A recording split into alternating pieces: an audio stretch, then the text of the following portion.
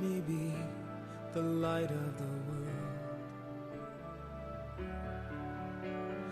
Lord, you call me the light of. 오늘 말씀은 베드로가 들어갔을 때를, 무덤에 들어갔을 때를 이렇게 묘사합니다. 20장 7절에 보시면요, 또 머리를 쌌던 수건은 세마포와 함께 놓이지 않고 딴 곳에 쌌던 대로 놓여 있더라. 여기 번역이 약간 아쉽습니다. 그때야 무덤에 먼저 갔던 그 다른 제자도 들어가 보고 믿더라. 딴 곳에 쌌던 대로 놓여 있더라. 이게 무슨 말이에요? 쌌던 대로 놓여 있더라. 이거는요, 예수님이 나사로를 살리실 때는요, 무덤 문을 열으라 그랬습니다. 사람들이 열었습니다. 나사로야 나오라 할 때 나오는데 어떻게 나왔습니까? 장례 때 막 꽁꽁 쌌던 그 배를 그대로 두르고 의기적 나왔습니다. 예수님이 풀어놓아 다니게 하라 해서 풀어 주어 가지고 그래서 다니게 된 겁니다. 그런데 쌌던 대로 놓여 있더라라는 말은 무슨 말인가 하면요, 예수님의 몸이 그대로 빠져나온 거예요. 예수님이 이 제자들이 있는데 벽을 뚫고 그냥 오셨잖아요, 그죠? 그런 똑같은 개념으로 그대로 빠져나왔던 그 신비한 모습. 여러분, 제가 아이들 설교하면서 그런 말 했습니다. 오늘 같은 본문으로 설교했는데, 여러분 잠옷 벗어놓을 때 어떻게 벗어놓죠? 여기 픽 저기 픽 하면 벗어놓은 흔적이 있잖아요. 이렇게 벗었구나. 그런데 이게 꽁꽁 싸맸던 그대로 있고 몸만 빠져나온 그 장면을 요한이 아주 세밀하고 정확하게 기록하고 있습니다. 이어서 이 남자들은 무대에서 사라지고 예수님의 빈 무덤 앞에 막달라 마리아 혼자 서 있는 장면이 다시 나옵니다. 예수님이 그 자리에 나타나셨습니다. 이 말을 하고 뒤로 돌이켜 예수께서 서 계신 것을 보았으나 예수이신 줄은 알지 못하더라. 예수께서 이르시되 여자여 어찌하여 울며 누구를 찾느냐 하시니 마리아는 그가 동산지기인 줄 알고 이르되 주여 당신이 옮겼거든 어디 두었는지 내게 이르소서 그리하면 내가 가져가리이다. 여러분, 예수님이 눈앞에 있는데 누군지 알아보지 못해요. 그럴 수 있을까? 너무 의외해서, 아무리 의외라도 그렇지, 그죠? 제가 이런 경험이 있습니다. 제가 시카고에서 목회할 때요, 우리 집사님 한 분이 뇌 수술을 받다가 뭐가 잘못돼 가지고 의식 불명에 빠진 적이 있습니다. 계속 항생제를 투여하며 한 일주일 이렇게 버티는데 도저히 안 되겠다 그래서 그냥 큰맘 먹고 포기할 생각을 하고요, 부인 집사님하고 의사하고 그렇게 이야기했답니다. 일단 항생제 투여를 멈추어 보자. 모험이었죠. 교회에서도 간절히 기도했습니다. 그런데 그 이틀 후에 이 집사님이 일어나신 겁니다. 그러니까 깜짝 놀라서 저도 그날 오후에 병원에 갔는데, 이 부인 집사님이 우체국에 일하시던 분이었는데요, 일을 하고 밤새 일을 하고 아침에인가 이렇게 직장에서 퇴근해서 남편이 있는 병원에 갔는데, 병원 로비에 들어서는데 저쪽에서 어떤 사람이 오더라는 거예요. 어디서 많이 본 사람인데 하고 가는데 알고 보니 자기 남편인 거예요. 여러분, 자기 남편이라도요, 이 사람이 침대에 누워서 꼼짝 못하고 의식도 왔다 갔다 하는 거의 식물인간 가까운 상태였는데, 직장 갔다 온 사이에 일어났다는 소식도 못 듣고 이 남편이 목발을 짚고 이렇게 걸어오니까요, 이 부인이 말하는 말이요, 어디서 많이 본 사람인데 그러더라는 거예요. 제가 그 말을 듣고 이 성경 구절이 생각이 났습니다. 이 구절을 볼 때마다 그 가정이 떠오릅니다. 지금 잘 삽니다. 회복하셔가지고. 이 부인이 마사지를 배워가지고 그때 병원에 누워 있을 때에 기도하면서 계속 남편을 마사지하면서 얼마나 정성스럽게 간호하고 온 교회가 기도했는지 모릅니다. 여러분, 이 예수님이 이제 하신 말씀이 어찌하여 울며 누구를 찾느냐. 어찌하여. 이 시편에 보면 어찌하여라는 말이 참 많이 나옵니다. 대부분 고통 가운데에 하나님께 부르짖는 말이죠. 어찌하여. 예수님도 십자가에서 뭐라 그러셨어요? 나의 하나님 어찌하여 나를 버리시나이까. 캄캄한 어두움 가운데서 이 절망 속에 있는 모든 인간들의 부르짖음을 예수님이 대변하신 겁니다. 인간으로 오신 예수님이 인간의 편에 서서 모든 인간을 대표해서 대변해서 십자가에 달려서 하늘을 향해서 질문하신 것. 어찌하여? 그날 하나님 아버지는 예수님의 질문에 대답하지 않으셨습니다. 거절을 당한 기도. 하나님 거기 계시면, 하나님 살아 계시면 제발 우리의 울부짖음에 응답해 주세요. 그 절망적인 상태에서 드리는 수많은 인간들의 피맺힌 기도에 예수님이 동참하시고요. 예수님 역시 기도했으나 응답받지 못하는 그 고통을 경험하셨습니다. 하나님은 그날 그 부르짖음에 응답하지 않으셨습니다. 그 하나님이 마침내 대답하셨는데 그 응답이 그리스도의 부활입니다. 이 부활은 인간의 모든 탄식과 절망에 대한 하나님의 응답인 줄 믿습니다. 그래서 여러분, 그리스도의 부활은요, 예수님 혼자만의 부활이 아닙니다. 그리스도께서 앞장서서 죄와 사망의 권세와 싸우셨고 이 싸움에서 이기신 거예요. 여러분, 다윗과 골리앗이 싸웠잖아요. 다윗이 골리앗을 이겼잖아요. 누가 이겼습니까? 다윗만 이겼습니까? 이스라엘이 이긴 거예요. 할렐루야.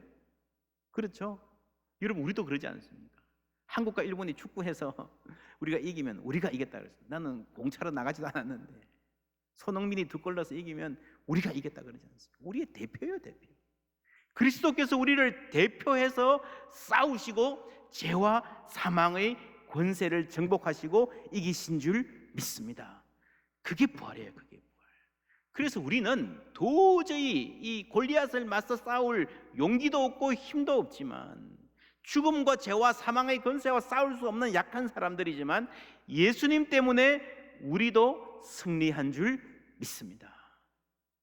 요한복음 20장 1절은요, 이 부활의 보도를 이렇게 시작합니다. 안식 후 첫날 일찍이, 아직 어두울 때에. 안식 후 첫날, 이 말은 요한복음에서 굉장히 중요한 말씀입니다.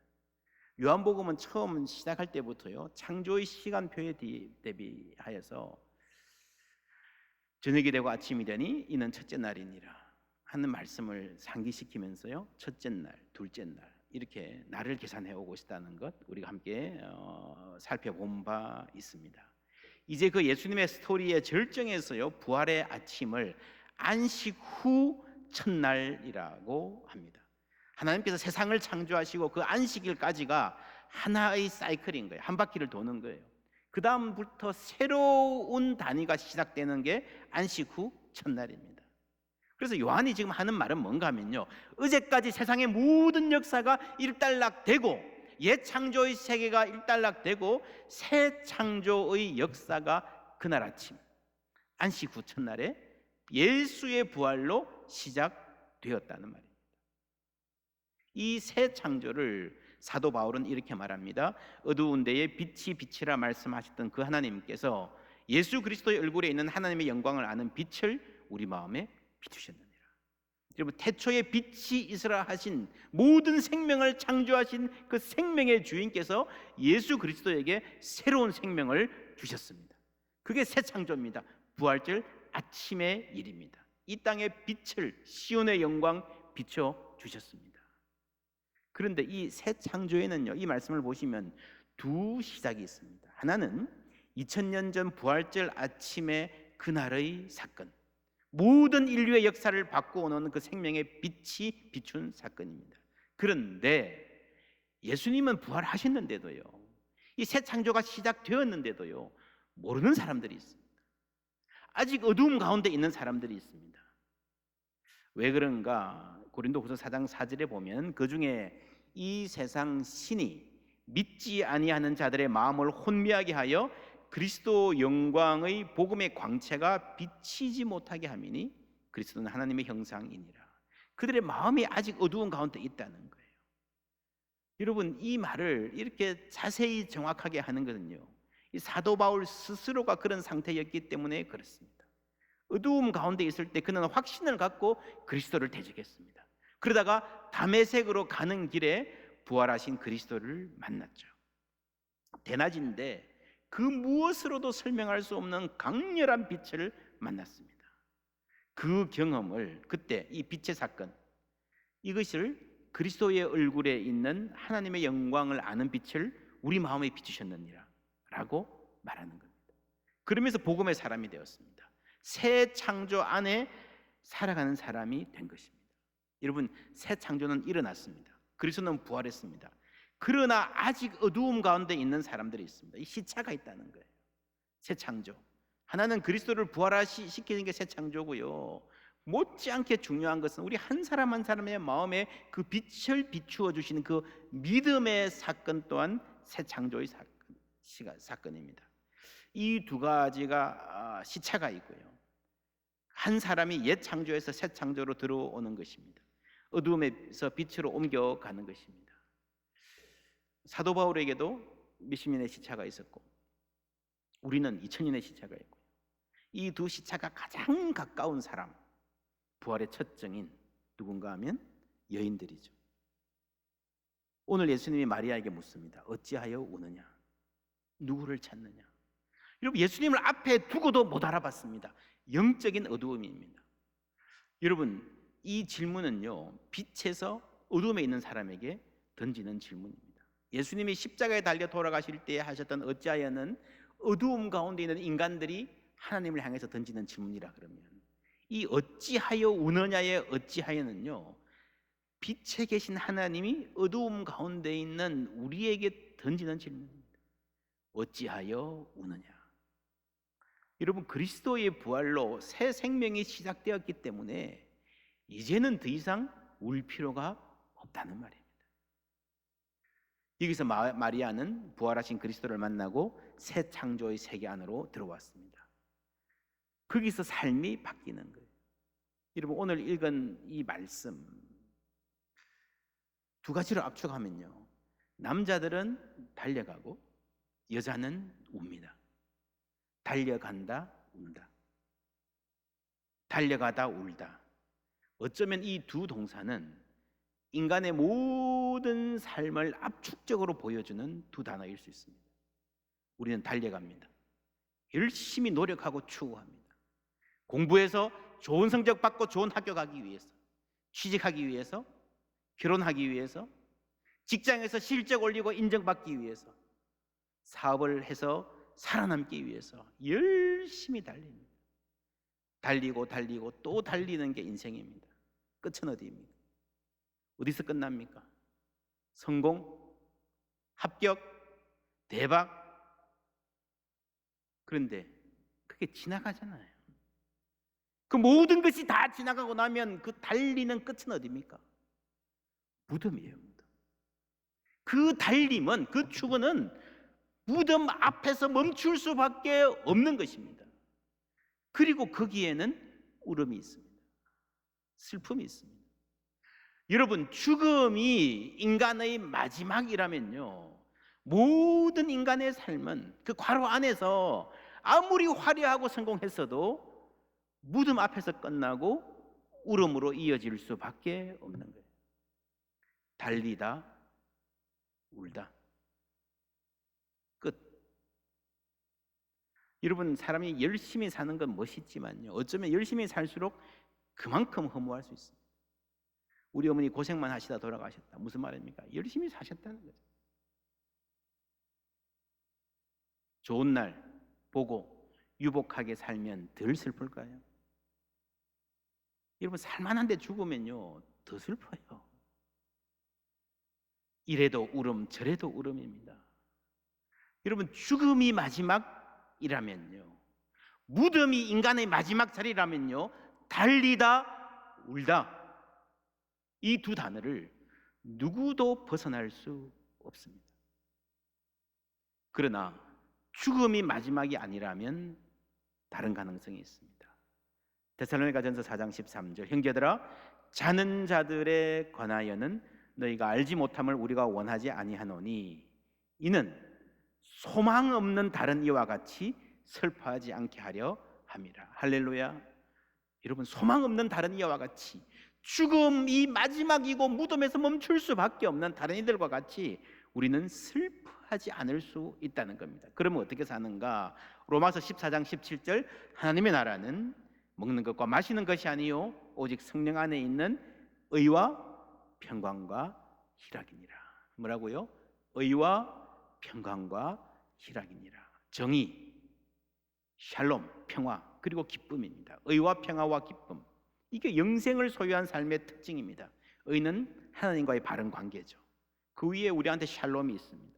그래서 여러분, 하나님의 의롭다 하신 분들은요, 샬롬을 누리고 샬롬을 만들고 살 수 있습니다. 그게 다가 아니에요. 의와 평강과, 세 번째 뭡니까? 희락, 기쁨. 여러분, 예수 그리스도의 부활을 경축하는 공동체에는요, 늘 기쁨이 넘쳤습니다. 그리고 그 기쁨 가운데에 정의와 평화의 삶을 살 수 있었던 것입니다. 갈라디아서 3장 28절, 유대인이나 헬라인이나 종이나 자유인이나 남자나 여자나 다 그리스도 예수 안에서 하나이니라. 여러분, 세상에요, 존귀한 사람이 있고 비천하게 여김받는 사람이 있습니다. 노예도 있습니다. 여러분, 이게 하나님의 뜻일까요? 하나님이 인간을 창조하실 때 누구는 종으로, 누구는 귀족으로, 누구는 왕으로 창조했을까요? 아니죠. 모든 사람을 똑같이 하나님의 형상으로 창조했습니다. 그래서 여러분, 인간 세계에 불평등이 온 것은 죄의 결과입니다. 남자와 여자는 어떨까요? 하나님께서 창세기에 보시면요, 남자와 여자를 하나님의 형상으로 창조하셨다고 그랬습니다. 똑같이 하나님의 형상입니다. 근데 살다 보니 인간이 서로 구분하고 차별하고 억압하고 하는 삶이 되어버리고 말았습니다. 옛 창조의 타락, 고통입니다. 그러나 그리스도 안에서는 자유인도 종도 구분이 없고 남자와 여자도 차별이 없다 하는 이것이 새 창조의 현실을 살아간다는 거예요. 그래서 여러분, 그리스도 예수 안에서, 이 갈라디아서 3장 28절에 그리스도 예수 안에서 종이나 노예나 주인이 아무 차이가 없다 하는 이 말은요, 풀어서 말하면 그리스도 예수를 통해 시작된 새 창조 안에서라는 말이에요. 그리스도 예수를 통해서, 그 부활을 통해서 새 창조가 시작되었기 때문에 그 새 창조의 삶 안에서는 아무런 차별도 없다는 거예요. 샬롬을 향해서 가는 거예요. 여러분, 예수님은 부활의 첫 증인으로 여인들을 선택하셨습니다. 여러분 잘 아시죠? 예수님 당시에 여인들은 법적 증인으로 자격이 없었습니다. 여자들을 재판을 하는데 저기서 10명, 100명이 이렇다 증언해도요, 남자 한 명이 아닙니다 하면 재판장은 어디로 가요? 남자한테로. 근데 하나님은 부활의 첫 증인으로 여인들을 선택하셨습니다. 왜일까요? 그리스도 예수 안에서, 새 창조 안에서 남자도 여자도 차별이 없다는 그 원리를 하나님이 부활의 맨 첫 순간부터 보여주신 거예요. 그래서 여러분, 하나님 나라의 샬롬은 먼 미래에 있는 것이 아닙니다. 이미 우리 가운데서 작동하고 있고 역사하고 있는 줄 믿습니다.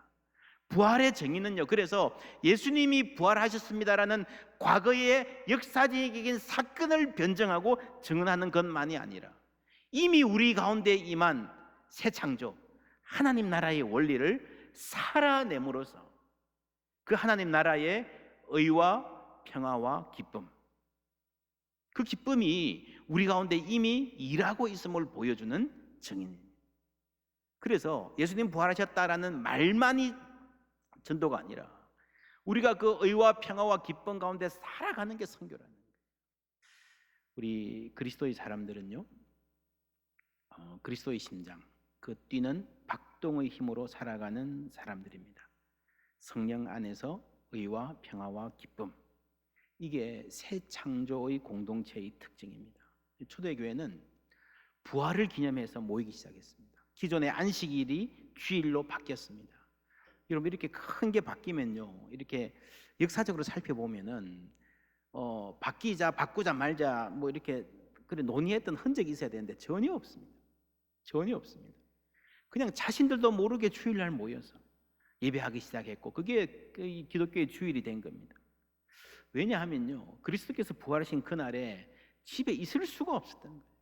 부활을 축하하고 함께 기뻐하는 그 힘이 오늘의 교회를 만들었습니다. 그래서 따지고 보면요, 모든 주일이 부활절입니다. 초대교회 성도들은 부활절에서 성령 강림절에 이르는 이 50일을 기쁨의 50일로 지켰습니다. 부활하신 예수님의 승리를 경축하는 예배하는 가운데에 기쁨을 누렸습니다. 올해는 특히 우리가 부활절에 한 자리에 모이지 못했기 때문에 5월 31일 성령 강림절을 기쁨과 회복의 축제로 정했습니다. 온 교우가 한 자리에 모여 기쁨으로 예배드리기 원합니다. 오늘 부활절 헌금 못해서 마음 아프신 분들은 그날에 하셔도 됩니다. 이 날을 우리 교회는 5월 31일 창립기념일로 지키고 이날 오후에 임직식을 할 예정입니다. 아마도 제 생각에 오늘 선교의 심장 동영상을 만들었는데 시즌 2를 이 날에 만들어야 되지 않을까 싶습니다. 계속해서 우리가 함께 이웃 사랑의 마음 모아가면 좋겠습니다.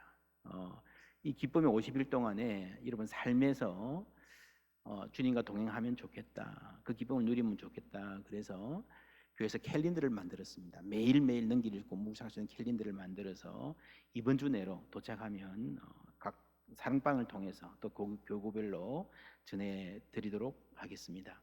2020년 기쁨의 50일 주제는 문들아 머리 들으라입니다. 시편 24편 7절 문들아 너희 머리를 들지어다. 영원한 문들아 들릴지어다. 영광의 왕이 들어가시리로다. 다윗이 대적들에게 승리하고 하나님의 법궤가 예루살렘으로 돌아올 그때 그 하나님의 승리를 경축하고 기뻐하면서 완전히 자신을 잃어버릴 정도로 기쁨을 누리면서 춤을 추었다 그러잖아요. 그때 문들아 머리를 들으라. 얼마나 기쁜 현장입니까? 하나님을 향한 예배가 온전히 회복되는 그 순간의 기쁨, 우리와 함께 하기를 원합니다. 이 부활은 하나님의 승리입니다. 그리스도께서 죄와 사망의 권세를 이기고 부활하셨습니다. 그 승리가 우리의 승리가 되었기 때문에 우리는 이 날을 가장 소중한 날로 기념하고 기뻐하는 것입니다. 마리아의 눈물은 기쁨으로 변했습니다. 베드로와 요한의 다름질은 무덤 앞에서 멈추지 않았고요, 더 넓은 세계를 향해서 힘차게 달려갔습니다. 우리 또한 부활하신 그리스도의 승리를 기념하고 예배할 때에 하나님께서 우리의 발걸음 힘차게 해주시고 우리의 마음에 기쁨 더해 주실 줄 믿습니다.